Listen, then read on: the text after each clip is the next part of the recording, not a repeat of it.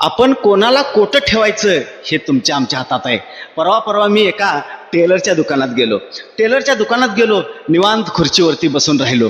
पण त्या टेलरकडं माझं पूर्ण लक्ष होतं. तो टेलर काय करायचा माहितीये मायबाप? तो टेलर काय करायचा माहितीये काय?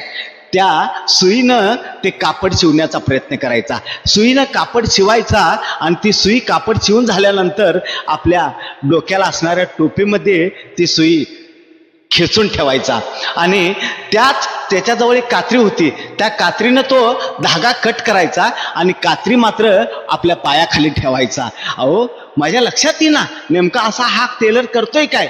न राहून 10 मिनिटांनंतर मी त्या टेलरला विचारलं, तू टेलर दादा, तुम्ही असं का करताय? त्यावेळेला टेलरनं सांगितलं, अरे, जोडणाऱ्या माणसांना डोक्यामध्ये ठेवावं लागतं आणि तोडणाऱ्या माणसांना मात्र पायाखाली ठेवावं लागतं. किती सुंदर त्याच्याकडून आपल्याला शिकायला मिळतं. याचा जरा